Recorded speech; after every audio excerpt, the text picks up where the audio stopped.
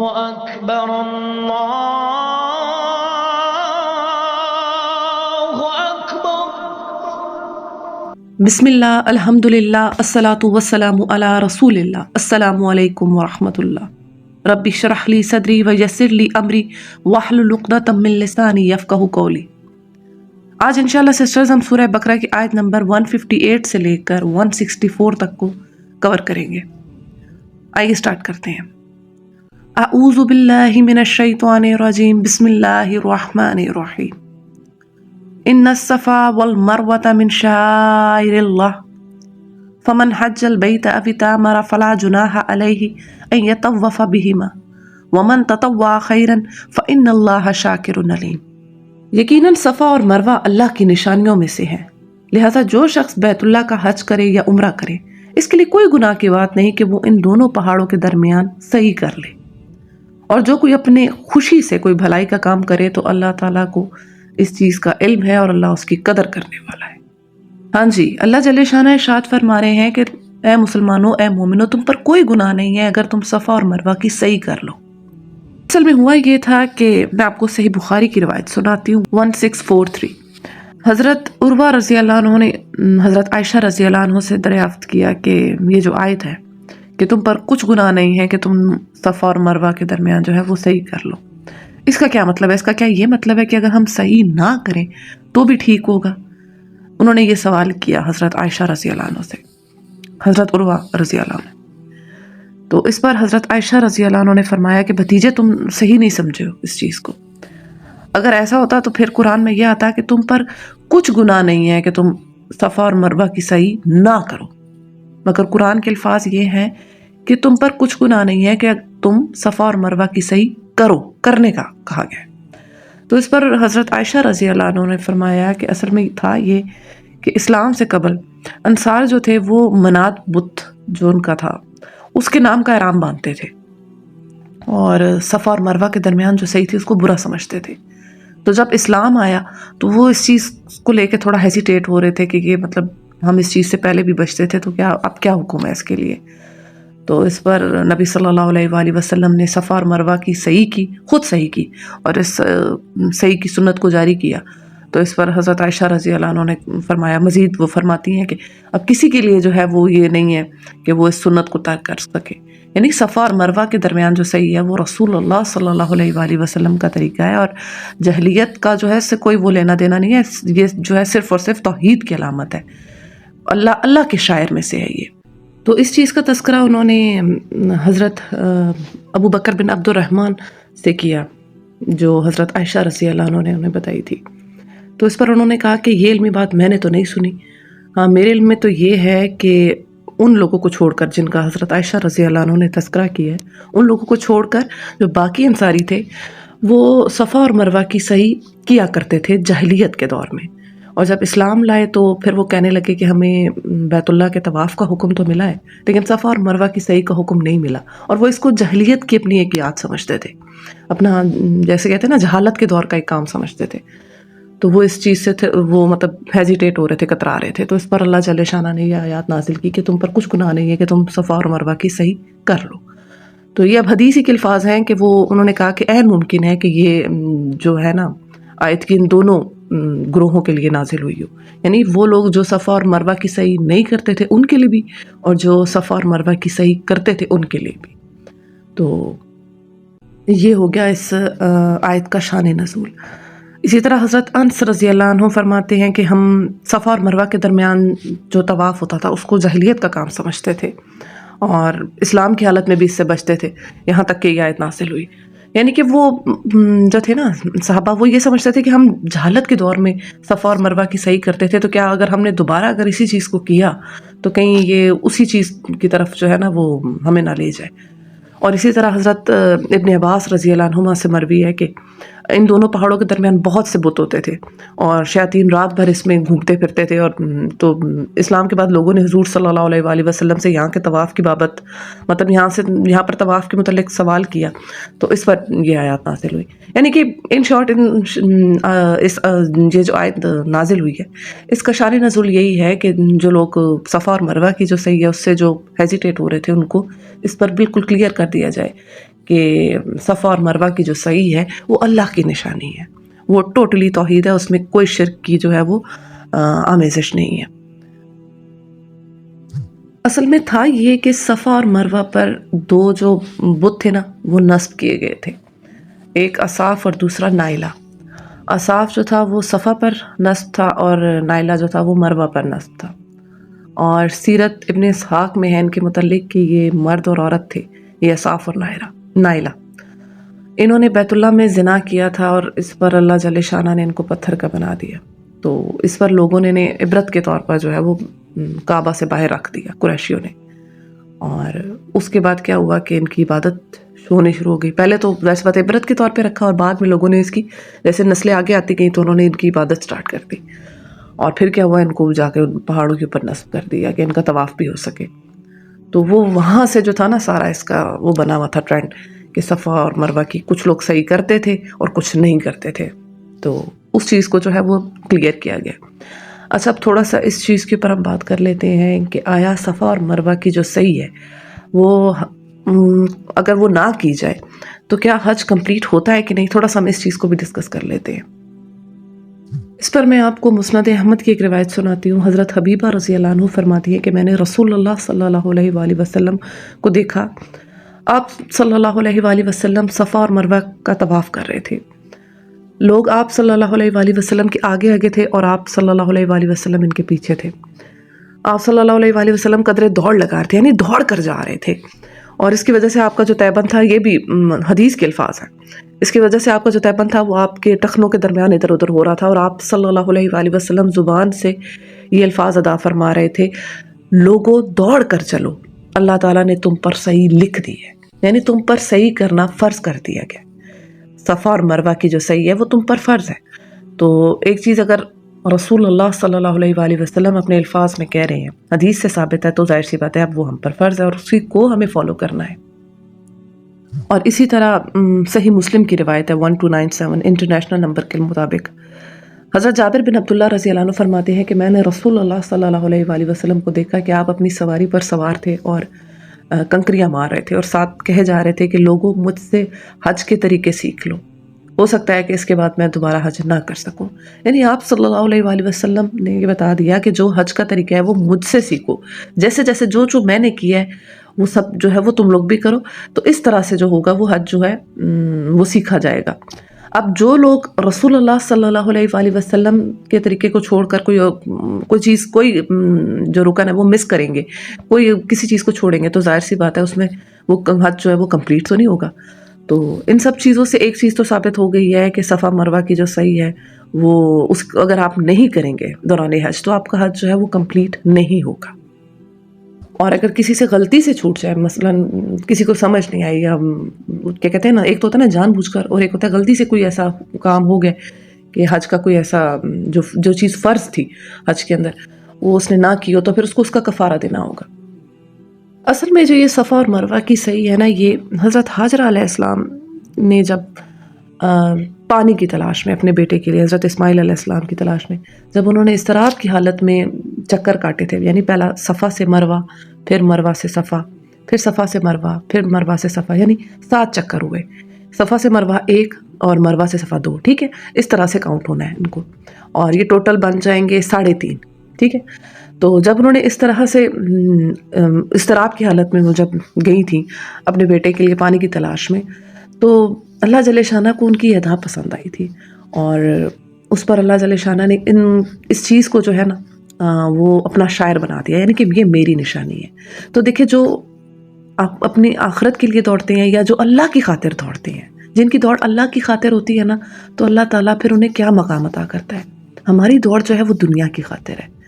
اگر یہ چیز ہمیں سمجھ آ جائے نا تو ہمارے بہت سے مسئلے حل ہو جائیں۔ اگر ہماری دوڑ اللہ کی خاطر ہو، اس کے دین کی خاطر ہوگی نا، تو یقین جانیں اللہ جل شانہ ہمیں اتنا نوازیں گے جو ہماری سوچ سے بھی باہر ہے، گمان سے بھی باہر جو ہے وہ اللہ پاک ہمیں نواز دیں گے۔ اور اگر ہم اپنے آپ کو دنیا ہی کا بنائیں گے، دنیا داری میں ہی لگائے رکھیں گے نا، تو کیا کہتے ہیں نا کہ اس پر جو ہے نا مزید ہمارے اوپر جو ہے نا وہ حالات تنگ ہوں گے۔ تو یہ چیزیں جو ہیں ہمارے سیکھنے کی ہیں کہ جب کوئی بھی شخص اپنے آپ کو اللہ کے لیے خالص کرتا ہے تو اللہ تعالیٰ اس کو کتنا نوازتا ہے۔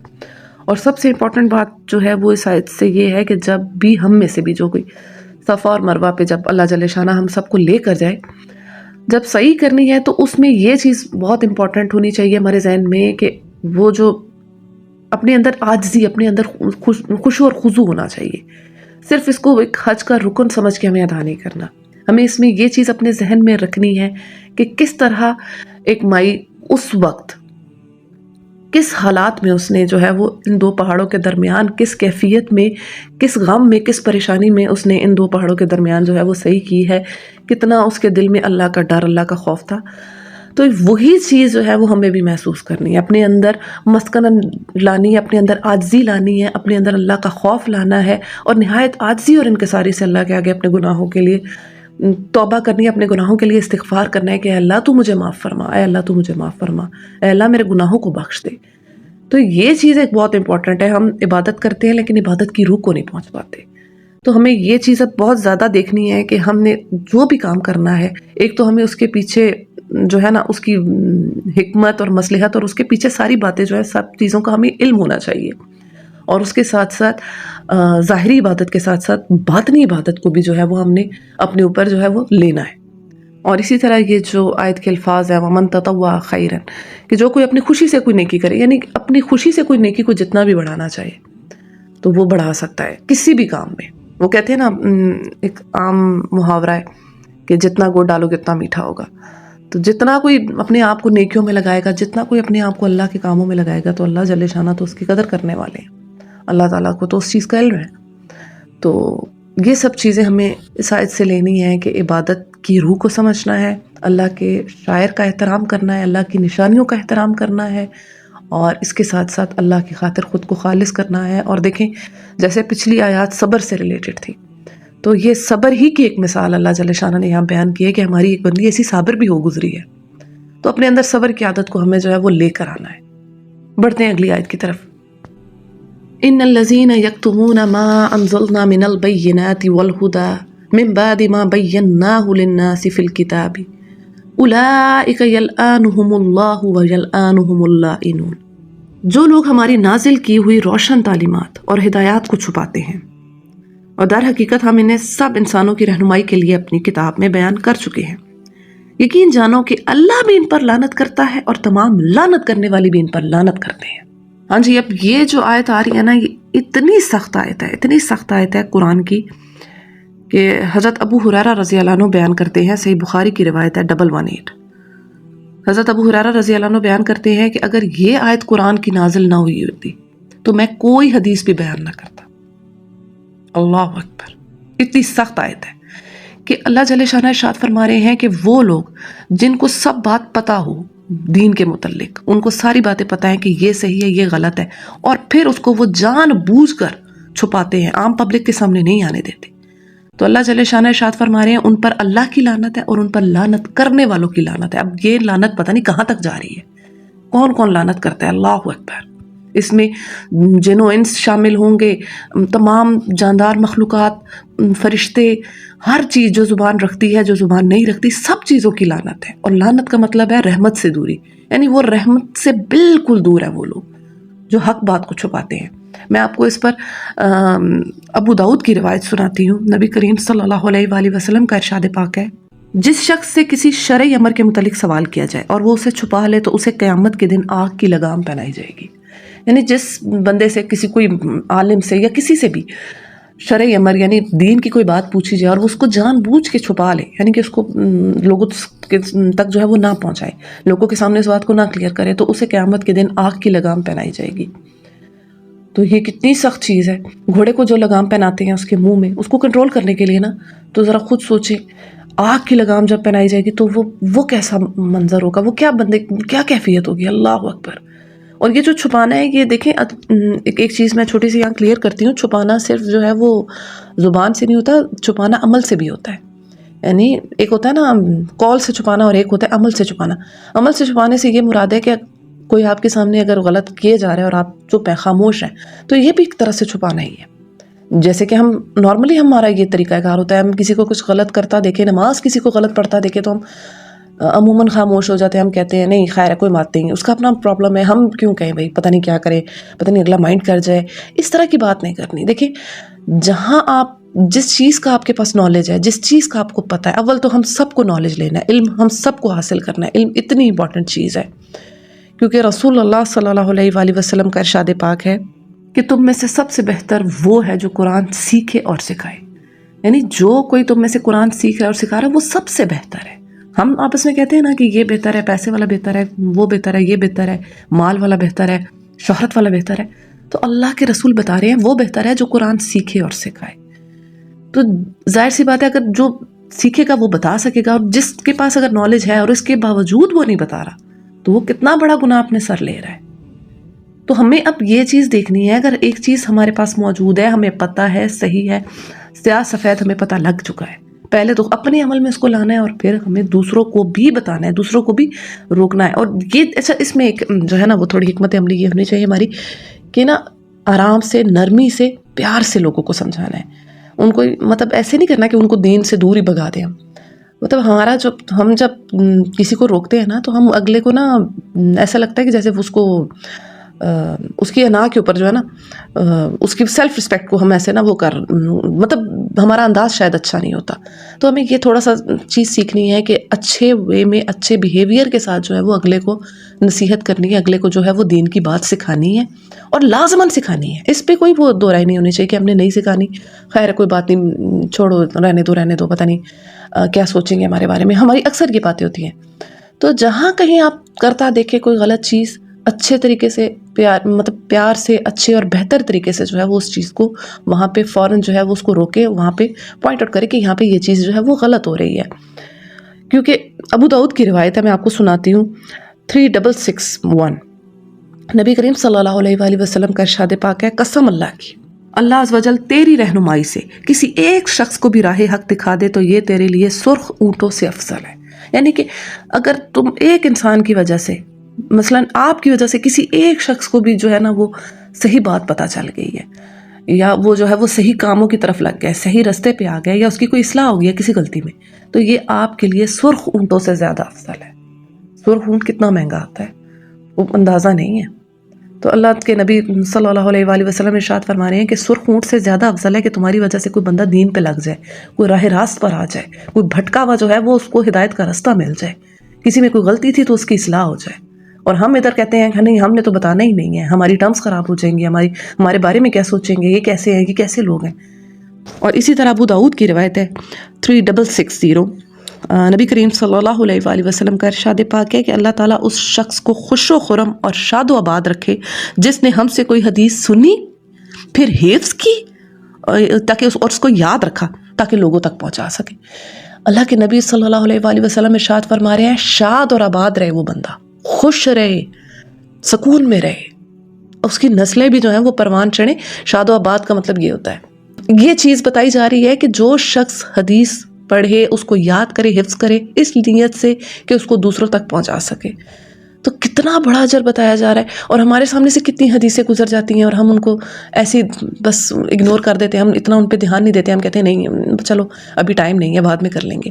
تو کتنی چھوٹی سی چیز کے اوپر کتنا بڑا اجر بتایا جا رہا ہے کہ وہ شخص شاد و آباد رہے، تو کیا ہم اتنا سا بھی نہیں کر سکتے؟ اور دوسرا اس چیز سے یہ دیکھ لیں کہ جس چیز کو حاصل کرنے کے اوپر بتایا جا رہا ہے کہ وہی بہتر ہے جو قرآن سیکھے اور سکھائے، تو جو نہیں کرے گا اس کے لیے وعید کتنی سخت ہے۔ جس طرح علم کا پہنچانا ہمارے اوپر فرض ہے، تو اس کو چھپانا ہمارے لیے کتنا بڑا گناہ ہے، کتنا بڑا کبیرہ گناہ ہم سے سرزد ہو رہا ہے۔ تو صحیح بات جو ہے وہ لوگوں تک پہنچانی ہے۔ اور ایک چیز اس میں ضرور ذہن میں رکھیے گا کہ مثال کے طور پہ آپ کے پاس کوئی کویشچن آیا اور آپ کو اس کا آنسر نہیں ہے، تو اس میں غلط جواب نہ دیں، ٹھیک ہے؟ آپ کہہ دیں کہ ٹھیک ہے ہم کسی سے پوچھ کر آپ کو بتائیں گے، یا آپ کسی اور سے، آپ کسی اپنے سے بہتر علم والے کو آپ جو ہے وہ اس سے آپ ریفر کر لیں کویشچن، کیونکہ غلط اگر آپ دیں گے نا تو اس پر نبی کریم صلی اللہ علیہ وآلہ وسلم کا ارشاد پاک ہے، ابو داؤد کی روایت ہے 3657 کہ جسے کسی مفتی نے علم کے بغیر فتویٰ دیا تو عمل کرنے والے کا گناہ فتویٰ دینے والے پر ہوگا۔ یعنی کہ اگر کسی کو ہم کو کوئی غلط چیز بتا دیں گے تو جو عمل کرنے والے کا گناہ ہے نا وہ ہمارے ذمہ آ جائے گا۔ تو صحیح نالج لینا بھی ہے اور صحیح نالج دینا بھی ہے۔ یہ نہیں کہ اگر نہیں پتا تو ہم نے جواب دینا ہی دینا ہے کہ کچھ نہ کچھ بتا ہی دیں اس کو، نہیں. ٹھیک چیز جو ہے اس میں اگر آپ کو ٹھیک چیز پتہ ہے تو بتائیں، اگر نہیں پتا تو اپنے سے کسی بہتر علم والے کی طرف جو ہے وہ آپ لوگ رجوع کر لیں. اور اسی طرح اسی روایت میں یہ الفاظ بھی ہیں کہ جس نے اپنے بھائی کو کوئی ایسا مشورہ دیا جبکہ اس علم تھا کہ بھلائی اس کے خلاف ہے تو اس نے خیانت کی. یہ بھی چیز دیکھنے کی ہے کہ مثال کے طور پہ اگر ہم سے کوئی دنیاوی معاملات میں بھی کوئی ہم سے کچھ پوچھتا ہے کہ ہم یہ کام کرنے لگے ہیں تو آپ اس کے بارے میں ہمیں کیا رائے دیتے ہیں کہ ہم یہ کام کریں یا نہ کریں، اور ہمیں آگے سے پتہ ہو کہ ہاں اس کام کو کرنے میں ان کے لیے فائدہ ہے یا نہیں ہے. اور اگر ہم دیکھیں اس کام کو کرنے میں ان کے لیے نقصان ہے اور ہم کہتے ہیں نہیں کریں، بہت اچھا ہے کریں، تو یہ ہم نے خیانت کی اس شخص کے ساتھ، ہم خائن ٹھہرائے گئے.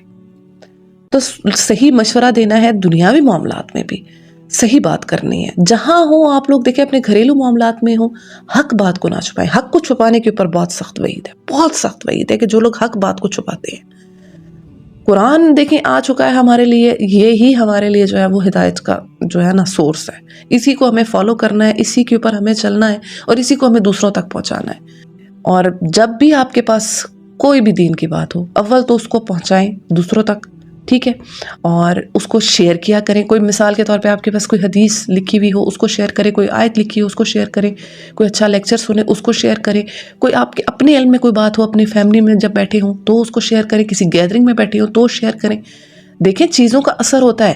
لوگ جب بات کرنے لگتے ہیں نا آپس میں، مثال کے طور پہ آپ کسی شادی کی فنکشن پہ آپ چلے گئے، ٹھیک ہے، اب وہاں پہ سب کچھ جو ہو رہا ہے، جو ہمارے ہاں شادیوں کا جو ٹرینڈ ہے، میوزک لگا ہوا ہے، سب کچھ چل رہا ہے، اتنے میں کسی نے دین کی بات کی، بے شک ایک بندے نے کی ہے، ٹھیک ہے، اب آپ کے ٹیبل پہ اگر آپ بیٹھے بھی ہو، آپ نے اگر کوئی دین کی بات کی ہے یا آپ درود شریف پڑھ رہے ہو یا آپ استغفار پڑھ رہے ہو، تو جو اگلے بیٹھے ہوئے ان پہ کوئی اثر نہیں پڑ رہا. کیا وہ نہیں دیکھ رہے کہ یہ کیا ہے، یہ کون ہے یہ بندہ جو اس حالات میں اس جگہ پر بیٹھ کے بھی اللہ کو یاد کر رہے ہیں؟ کیا یہ چیزیں چھوٹی ہیں کہ ہمیں یہ لگتا نہیں ہے کہ ہم ایسا کریں گے؟ اور ہمیں یہ لگتا ہے دیکھیں سب جو کر رہے ہیں ہم کیا بیچ میں. وہ ایک عام محاورہ ہے نا کہ جب 10 کتے بھونک رہے ہوں تو 11ویں نہ بنو، یعنی اگر 10 لوگ غلط کر رہے ہیں تو ان کے ساتھ مل کے 11ویں نہ بن جائیں. صحیح کام کریں، بے شک آپ وہاں پہ اکیلے ہو. اور بسا اوقات ایسا ہوا ہے کہ کوئی ایک بندہ ہوا ہے، ایک جگہ سے چنگاری جو ہوتی ہے نا نکلتی ہے اور وہ پورے جنگل کو اپنی لپیٹ میں لے لیتی ہے. یہ نہیں کہ پورے جنگل کو پکڑ کے آگ لگائی جاتی ہے، ایک جو درخت ہے نا اس میں چنگاری ڈالی جاتی ہے، اس کو آگ لگائی جاتی ہے اور وہ پھر پورے جنگل میں پھیلتی ہے. تو جب آپ بھی ایک بندہ اگر سٹینڈ لے گا نا کہ میں نے غلط چیز کے اوپر سٹینڈ لینا، میں نے غلط نہیں ہونے دینا، جہاں کچھ غلط ہو رہا ہے وہاں ہم نے اللہ کی یاد جو ہے وہ اس اللہ کا ڈر جو ہے وہ لوگوں کے دلوں میں ڈالنا ہے، لوگوں کو اللہ کا خوف دلانا ہے، اللہ کا تقوی جو ہے وہ یاد کرانا ہے کہ اللہ سے ڈرنا ہے ہمیں، ہم اللہ کے بندے ہیں. تو اس چیز کا بہت بڑا اثر ہوتا ہے، بہت گہرا اثر ہوتا ہے. اور جتنا آپ کا عمل ہوتا ہے اللہ پاک اتنا آپ کے عمل میں تاثیر ڈال دیتا ہے. جتنا انسان اپنے عمل میں اسٹرانگ ہوتا ہے اتنی اس کی جو باتیں ہیں نا اس میں بھی تاثیر ہوتی ہے. کیونکہ اگر ہم بغیر عمل کے کچھ بولیں گے تو اگلا کہے گا خود تو کرتا نہیں ہے، ہمیں سکھا رہا ہے. إِلَّا الَّذِينَ تَابُوا وَأَصْلَحُوا وَبَيَّنُوا فَأُولَٰئِكَ أَتُوبُ عَلَيْهِمْ وَأَنَا التَّوَّابُ الرَّحِيمُ. البتہ جو لوگ اس روش سے باز آ جائیں اور اپنے طرز عمل کی اصلاح کر لیں اور جو کچھ چھپاتے تھے اسے بیان کرنے لگے، ان کو میں معاف کر دوں گا اور میں بڑا درگزر کرنے والا اور رحم کرنے والا ہوں. اللہ جل شانہ بیان فرما رہے ہیں کہ جنہوں نے توبہ کر لی اور پھر اپنی اصلاح بھی کی، ٹھیک ہے، توبہ کو جو ہم نے سمجھا ہے نا توبہ والی تسبیح پڑھنا، استغفار کی تسبیح، یہ نہیں، یعنی اپنے کیے پر وہ نادم بھی ہوئے، ان کو ندامت بھی ہوئی، اور جو انہوں نے غلطی کی تھی اس کو انہوں نے کریکٹ بھی کیا، اس کی کریکشن کی. جیسے کوئی بھی چیز انہوں نے خراب کر دی، مثال ہے کسی بندے کے ساتھ کوئی زیادتی کی ہے تو اللہ سے بھی توبہ کرنی ہے، اس بندے سے بھی معافی مانگنی ہے، اور پھر اس کا جو نقصان کیا ہے اس کو بھی بھرنا ہے. تو اسی طرح جو لوگ اللہ کا حق جو ہے اگر اس میں بھی کوئی کمی کریں گے، کوئی دین کی بات جو ہے اس کو چھپائیں گے، تو تب تک ان کی توبہ قبول نہیں ہوگی جب تک وہ اللہ سے توبہ نہیں کر لیں گے اور اپنا جو انہوں نے غلطی کی تھی اس کو لوگوں کے سامنے بیان نہیں کر دیں گے.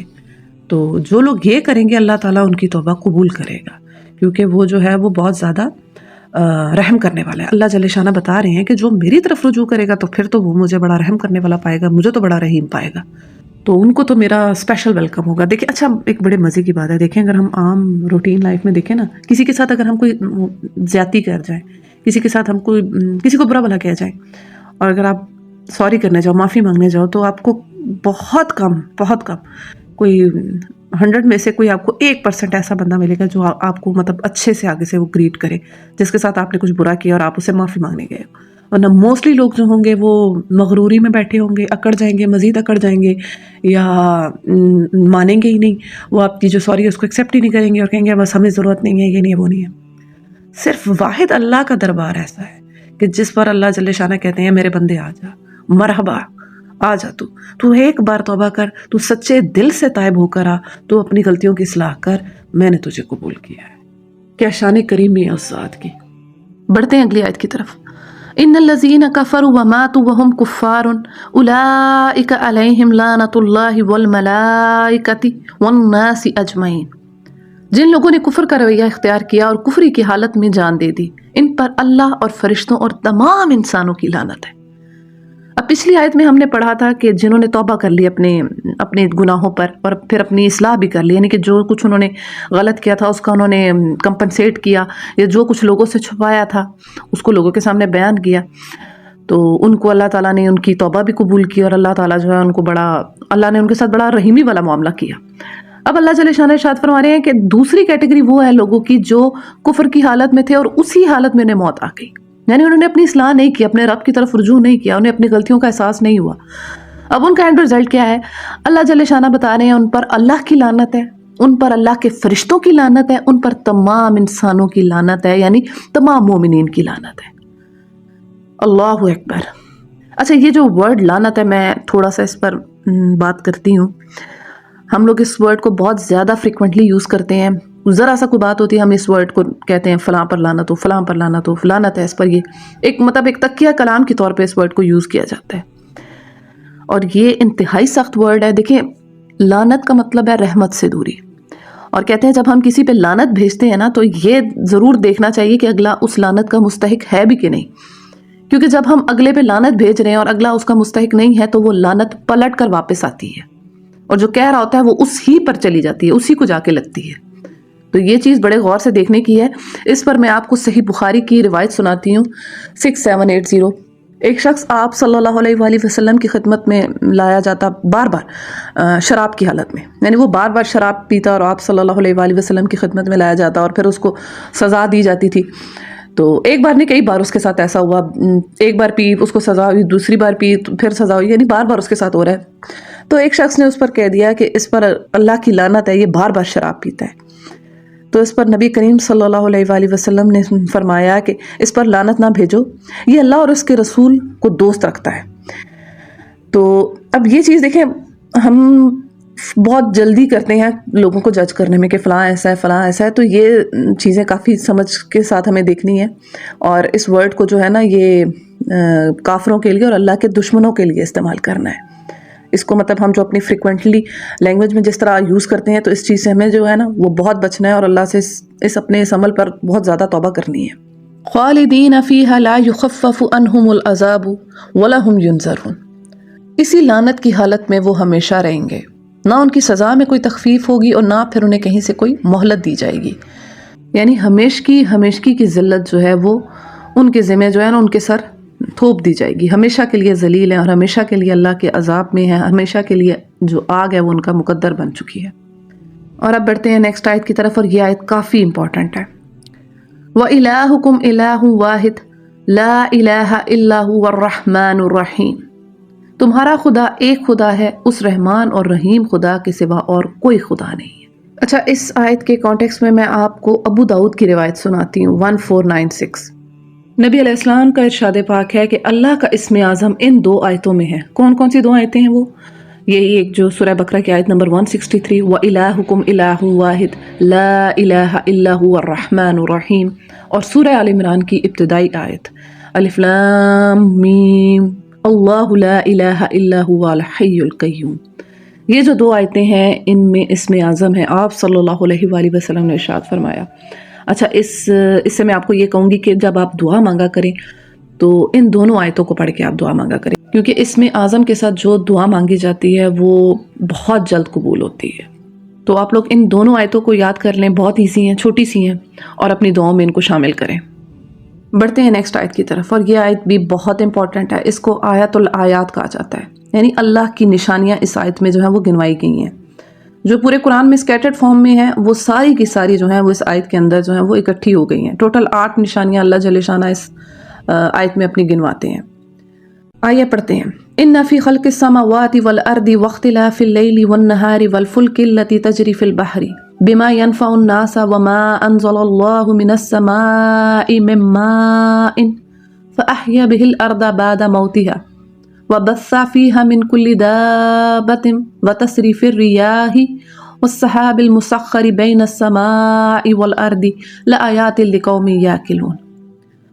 جو لوگ عقل سے کام لیتے ہیں یعنی جو عقل والے ہیں ان کے لیے آسمانوں اور زمین کی ساخت میں، رات اور دن کے پہم ایک دوسرے کے بعد آنے میں، ان کشتیوں میں جو انسان کے نفع کی چیزیں لیے ہوئے دریاؤں اور سمندروں میں چلتی پھرتی ہیں، بارش کے اس پانی میں جسے اللہ اوپر سے برساتا ہے، پھر اس کے ذریعے سے زمین کو زندگی بخشتا ہے اور اپنی اسی انتظام کی بدولت زمین میں ہر قسم کی جاندار مخلوق کو پھیلاتا ہے. ہواؤں کی گردش میں اور ان بادلوں میں جو آسمان اور زمین کے درمیان تابع فرمان بنا کر رکھے گئے ہیں بے شمار نشانیاں ہیں. اصل میں کفار مکہ جو تھے نا وہ نبی کریم صلی اللہ علیہ وآلہ وسلم سے معجزات مانگتے تھے. کہتے تھے کہ تم جس خدا کی جس دین کی طرف ہمیں دعوت دے رہے ہو، تم کہتے ہو تمہارا خدا ایک ہے، وہ ساری کائنات کو سنبھالے ہوئے ہے، اس نے ساری کائنات کو تھاما ہوا ہے، تو ہمیں کوئی معجزہ لا کر دکھاؤ، کوئی نشانی بتاؤ اس خدا کی کہ ہم مان لیں اس کو. تو اس پر اللہ جل شانہ نے اس آیت میں جو بتائی ہیں کہ دیکھو نشانیاں تو بہت سی ہیں. یہ ساری جو چیزیں ابھی ہم ان سب کو جو ہے نا وہ ایک ایک کر کے ڈسکس کریں گے. اللہ جل شانہ بتاتے ہیں کہ ان سب میں نشانیاں ہیں، مگر کس کے لیے نشانیاں ہیں؟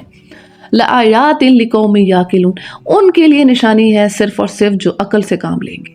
جن کے پاس عقل نہیں ہے انہیں کچھ بھی نظر نہیں آنا. وہ ان کے سامنے کوئی کتنے سے کتنا بڑا معجزہ ہو جائے وہ کہیں گے اب یہ جادو ہے، وہ پھر اس کو جادو کا نام دے دیں گے اگر انہیں کوئی معجزہ دکھایا جاتا.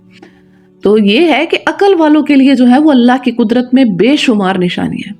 اگر ہم ان سب چیزوں کو دیکھیں نا جن کو اب میں آپ کے سامنے ایک ایک کر کے ڈسکس کروں گی، تو یہ سب چیزیں اس بات کی شہادت دے رہی ہیں کہ ان کا پیدا کرنے والا، ان کا خالق صرف اور صرف ایک ہے. جیسے کہ پچھلی آیت میں ہم نے پڑھا وَإِلَٰهُكُمْ إِلَٰهٌ وَاحِدٌ، تمہارا خدا ایک خدا ہے اور اس جیسا کوئی نہیں ہے، اور وہ رحمان ہے اور وہ رحیم ہے. تو یہ سب چیزیں جو ہیں یہ اللہ کی قدرت کی نشانی بتاتی ہیں، اور ان پہ غور کرنے سے انسان جو ہے نا وہ اللہ کی ذات کو پہچانتا ہے، اللہ کی معرفت اس کو ملتی ہے. اور جو ان نشانیوں پر غور نہیں کرتا، بس ان کو بس سرسری نظر سے دیکھتا اور کہتا ہے بس ٹھیک ہے یہ کوئی وہ نہیں ہے، خاص بات نہیں ہے، تو ایسے لوگوں کے بارے میں اللہ جل شانہ ارشاد فرماتے ہیں اولئک کالانعام، یہ جانوروں کی طرح ہے. یعنی جو شخص اللہ کی قدرت میں غور و فکر نہیں کر رہا تو وہ جانوروں ہی کی جیسی زندگی گزار ہے. اس کو نہیں پتا کہ اس کے لیے اس کے خالق نے، اس کا خالق کتنا بڑا ہے، کیونکہ ان نشانیوں سے انسان اپنے خالق کو پہچانتا ہے. یہ جو ساری یہ جو ہمارے سامنے چیزیں ہیں نا، ارد گرد ہمارے معجزات ہو رہے ہوتے ہیں، یہ چھوٹی چھوٹی چیزیں جن کے ہم عادی ہو چکے ہیں. مثال کے طور پہ انڈے میں سے چوزا نکل رہا ہے، یہ کوئی امیجن کر سکتا ہے کہ ایک بے جان چیز میں سے جاندار چیز کیسے نکل آئی ہے؟ چھوٹے سے بیج میں سے اتنا بڑا درخت نکل آتا ہے. ٹھیک ہے، ایک آم کی گٹھلی سے پورا درخت نکلتا ہے جس پر کتنے آم، سینکڑوں آم لگتے ہیں. یہ کیا ہے؟ یہ خود بخود ہو رہے ہیں کیا؟ یہ صرف اور صرف فزیکل فینومیناز ہیں؟ ان کے پیچھے کوئی ہستی نہیں ہے جو ان سب کو چلا رہی ہے، ان سب کو تھامے ہوئے، ان سب کو ایک ڈسپلن کے ساتھ رکھے ہوئے ہے. تو یہ ساری جو چیزیں ہیں یہ اللہ کی جو ہے نا وہ بتا رہی ہیں کہ ایک خالق موجود ہے جو ان سب چیزوں کے اوپر جو ہے نا وہ بیٹھا ہوا ان کو کنٹرول کر رہا ہے. اور جیسا کہ اس آیت میں بتایا گیا ان فی خلق السماوات والارض، بے شک زمین اور آسمان کی تخلیق میں، زمین اور آسمان کو انسان دیکھے. یہ زمین اللہ تعالیٰ نے کیسے ہمارے لیے فرش بنایا اور آسمان کو کیسے ہمارے لیے چھت بنایا. جب ہم کوئی گھر بناتے ہیں تو سب سے پہلے ہم اس کا فرش رکھتے ہیں، ٹھیک ہے، پھر اس کے اوپر جو ہم وہ چھت ڈالتے ہیں. یہی سب کچھ اللہ نے بھی کیا کہ پہلے زمین کو بنایا ہے، ٹھیک ہے، اور پھر اللہ تعالیٰ نے جو ہے وہ آسمان بنائے ہیں کہ میرے بندوں کے لیے نیچے فرش بھی ہو اور اوپر چھت بھی ہو. تو کیا یہ چھوٹی ارینجمنٹ ہے ہمارے لیے؟ ہمیں اس میں نظر نہیں آ رہا کہ ایک خالق اوپر موجود ہے؟ اسی طرح واختلاف اللیل والنہار، دن اور رات کے جو اختلاف ہے، کبھی دن لمبے ہیں، کبھی راتیں چھوٹی ہیں، اور کبھی راتیں لمبی ہیں اور دن چھوٹے ہیں. سردیوں میں جو ہے وہ رات جو ہوتی ہے لمبی ہو جاتی ہے اور گرمیوں میں جو ہے وہ رات چھوٹی ہو جاتی ہے. اسی طرح 2 دن ایک سے نہیں ہوتے ہمارے، کوئی دن خوشی کا ہوتا ہے، کوئی دن غم کا ہوتا ہے. اسی طرح 2 راتیں سیم نہیں ہوتی. کسی میں چاند جو ہوتا ہے وہ 14ویں کا ہوتا ہے، کسی میں چاند کی روشنی کم ہوتی ہے. ان سب چیزوں میں کیا ہے؟ اللہ کی نشانیاں موجود ہیں. اب فرض کریں 24 گھنٹے جو ہے وہ دن ہو یا پھر سال کے 12 مہینے دن ہو، ہماری زندگی کیسی ہو جائے گی؟ اور اسی طرح یہ امیجن کریں کہ سال کے 12 مہینے جو ہے وہ رات ہو تو ہماری زندگی کیسی ہوگی؟ کیا اس حکیم ذات نے کیسے حکمت کے تحت یہ ساری چیزوں کو کیسے بیلنس کیا ہوا ہے. پہلے دن آ رہا ہے، پھر رات جا رہی ہے، پھر رات آ رہی ہے، پھر دن جا رہا ہے، اپنے ٹائم پہ آ رہے ہیں، اپنے ٹائم پہ جا رہے ہیں. کوئی کسی کے اندر جو ہے وہ انٹرفیئر نہیں کر رہا. چاند سورج ستارے اپنے اپنے مدار میں گھوم رہے، کوئی کسی کے ساتھ جا کے ٹکرا نہیں رہا، کوئی کسی کے ساتھ وہ نہیں کر رہا. اپنی اپنی ہر چیز جو ہے وہ اپنے اپنے اس میں چل رہی ہے. اور یہ سب کیوں کر رہے ہیں؟ یہ سب جو ہے وہ انسان کی خدمت کے لیے معمور ہے. اور اسی طرح والفلک التی تجری فی البحر، وہ کشتیاں جو پانیوں کے اندر چل رہی ہیں، ٹھیک ہے، جن سے ہم اپنے نفع کی چیزیں اٹھاتے ہیں. مطلب باہر ملک سے جو ہم یہ جو بھی چیزیں امپورٹ کر کے لا رہے ہیں اپنے ملک میں، جو چیزیں ہمارے ملک میں نہیں ہوتی وہ ہمیں باہر سے ہم لانی پڑتی ہیں، تو وہ سب چیزیں آ رہی ہیں. اسی طرح سی فوڈ ہم لے رہے ہیں. انسان اگر تھوڑا سا بھی غور کرے نا تو انسان کی عقل دنگ رہ جاتی ہے کہ وہی کشتی پانی کے اندر تیر رہی ہے اور بندہ جب جاتا ہے بندہ ڈوب جاتا ہے. ٹھیک ہے، اتنا بڑا یہ جو بڑے بڑے بحری جہاز ہیں وہ نہیں ڈوبتے اور بندے ڈوب جاتے ہیں اگر وہ تیرے نہ. تو کیا ہے، کوئی سوچے کہ انسان کا وزن تو کم ہے اور یہ جہازوں کا وزن تو اتنا زیادہ ہے، یہ کیوں نہیں ڈوبتے؟ تو کوئی چیز ہے نا. فزکس تو کہتی ہے نا، فزکس اس میں یہ ریزن پیش کرتی ہے کہ جو ایئر ہے اس کی ڈینسٹی کم ہے پانی سے، تو اس لیے وہ اوپر رہتی ہے، اوپر فلوٹ کرتی ہے. لیکن ان ساری فزکس کے پیچھے کون سی ذات ہے؟ وہ اللہ کی ذات ہے. وہ وحدہ لا شریک کی ذات موجود ہے جو ان سب چیزوں کو ایک قانون کے مطابق اس نے پابند کیا ہوا ہے کہ میرے بندوں کے لیے جو ہے یہ ساری چیزیں جو ہیں وہ نفع بخش ہوں، ان سب چیزوں سے فائدہ اٹھائیں. اور اسی طرح وما انزل اللہ من السماء من ماء، اللہ آسمان سے جو پانی ہمارے لیے برساتا ہے، یہ پانی نہ ہو تو ہم زندہ نہ رہیں. تمام جاندار جو ہیں وہ پانی کی وجہ سے زندہ ہیں. پہلے آسمان سے زمین پر آتا ہے پانی، ٹھیک ہے، اسی طرح پھر وہ بخارات کی شکل میں اوپر جاتا ہے، پھر وہ بادل بنتے ہیں، پھر وہ دوبارہ نیچے آتا ہے. ایک واٹر سائیکل چل رہا ہے، اسی سے ہماری فصلیں چل رہی ہیں، اسی سے ہمارے کھانے کا سارا انتظام چل رہا ہے. اسی پانی کو ہم پی رہے ہیں. یہ پانی نہ آئے تو ہم کیا کریں؟ کیا انسان اتنا اس کی عقل جو ہے وہ کام نہیں کرتی؟ کیا وہ اتنی ضد اور ہٹ درمی پہ ہے کہ یہ سب چیزیں خود بخود ہو رہی ہیں؟ کیا خود بخود ایسی ہر چیز ہو جاتی ہے؟ کمرے میں آپ نے کوئی کرسی جا کے رکھی ہے تو وہ وہاں پہ پڑی آپ کو ملی ہے نا. اب سپوز ایک کمرہ ہے، اس میں آپ نے ایک چیئر رکھی ہے تو وہ رکھنے سے ادھر موجود ہوئی ہے نا، خود بخود تو وہاں نہیں پہنچی. تو اسی طرح یہ جو ساری کائنات ہے یہ ایویں خود بخود چل رہی ہے، اس کے پیچھے کوئی جو ہے وہ ذات نہیں ہے، کوئی کسی کے کوئی ان کا خالق نہیں ہے. ہر تخلیق کی ہوئی چیز کا ایک خالق ہوتا ہے. کوئی چیز جو ہے وہ اس سے جو ہے نا بغیر اس کے نہیں وہ بن سکتی. تو ان سب چیزوں کا جو خالق ہے وہ وحدہ لا شریک ہے. اسی طرح اس بارش کے پانی سے، جو پانی ہوتا ہے اس سے کیا ہوتا ہے؟ مردہ زمین زندہ ہو جاتی ہے. کہتے ہیں نا بنجر زمین تھی، بارش ہوئی، اب پھر جو ہے وہ فرٹائل ہو گئی ہے، زمین کی زرخیزی واپس آ جاتی ہے جیسی اس پہ بارش ہوتی جاتی ہے. اور پھر جب بارش ہوتی ہے تو پھر اللہ جل شانہ جو ہے وہ تمام جتنے بھی جاندار ہیں ان کو رزق ملتا ہے. وہ ان کا سارا جو رزق کا انتظام ہے وہ اس کے تھرو چلتا ہے. وہ پھلتے ہیں، پھولتے ہیں. اور کتنے قسم کے اللہ جل شانہ نے جو جانور ہیں وہ دنیا میں پھیلائے ہوئے ہیں. کتنے، کوئی چلنے والے ہیں، کوئی 4 ٹانگوں والے ہیں، کوئی پرندے ہیں، کوئی رینگنے والے ہیں. کس طرح کے انسان کی عقل دنگ رہ جاتی ہے کہ یہ کیا کیا چیزیں ہر روز جو ہے وہ کوئی نئی سے نئی چیز جو ہے وہ سامنے آ رہی ہے. تو یہ سب چیزیں کیا یہ نشانی نہیں ہے اللہ کی کہ ایک اوپر خالق موجود ہے؟ اور اسی طرح وتصریف الریاح، ہواؤں کی گردش سے، ہواؤں کی کتنی قسمیں ہیں. کوئی مشرقی ہوائیں ہوتی ہیں، کوئی جنوبی ہوائیں ہیں، کوئی کس سمت میں جا رہی ہے، کوئی کس سمت میں جا رہی ہیں. اسی طرح کوئی سردی کی ہوائیں ہیں، کوئی ٹھنڈی ہوا ہوتی ہے، کوئی گرم ہوا ہوتی ہے. ہر ایک کا اپنا اپنا مقصد ہے. ایک قوم پر ہوا کا عذاب آیا، قوم عاد پر. یہ ہوا جو ہمارے ارد گرد ہے یہ معتدل ہے، یعنی ماڈریٹ ہے. اگر یہ ذرا سی بھی تیز ہو جائے اپنے اس سے، اور ہوا کا یہ ہے کہ یہ اس حد تک تیز ہو جاتی ہے کہ انسانی شریر کو، انسانی جسم کو یہ پھاڑ کے اندر سے چلی جائے. تو یہ جو ہم ان سب چیزوں کو دیکھ رہے ہیں کہ کیسے اس ذات نے ہمارے لیے ان چیزوں کو بیلنس میں رکھا ہوا ہے.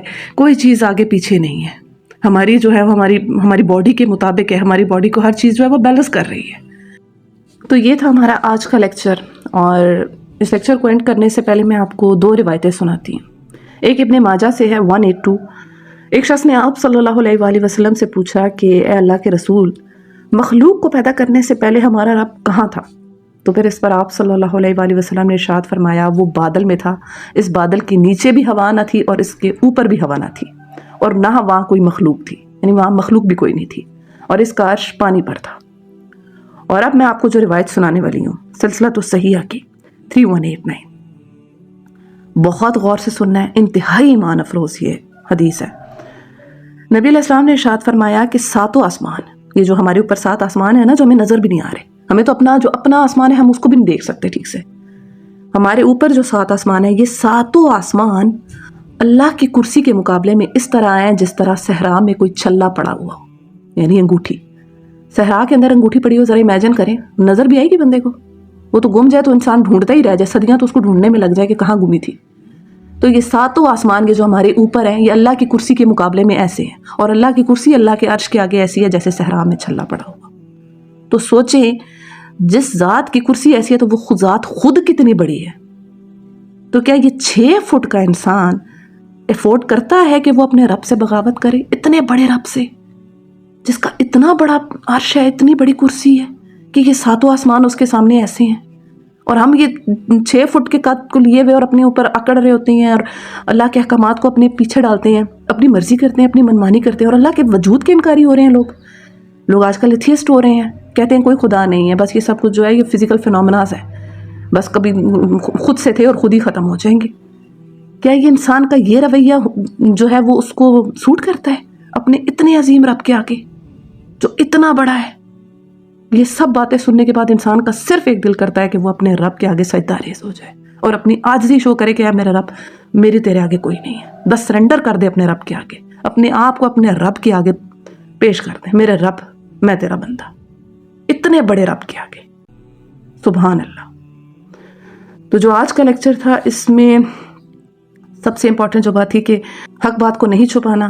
جب آپ کے پاس صحیح بات آپ کو مل جائے تو جہاں آپ غلط ہوتا دیکھیں تو اس کو آپ جو ہے وہ پوائنٹ آؤٹ کریں، اچھے انداز میں پوائنٹ آؤٹ کریں، اور علم لینا ہے، علم کو دوسروں تک پہنچانا ہے، اللہ کے شاعر کا احترام کرنا ہے، اور اللہ کی عظمت، اللہ کی بزرگی، اللہ کی بڑائی کو سمجھنا ہے.